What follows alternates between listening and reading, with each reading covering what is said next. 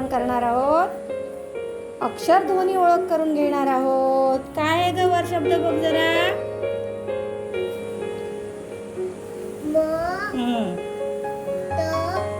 Very good, छान. मग बघ किती वेळा आलाय त्या मटक्यामध्ये लिहिलेल्या. 1 2 3 4 5 6 7 8 9 10 11 12 13 14 15. Very good. आता मग अक्षराला गोल करायचं आहे.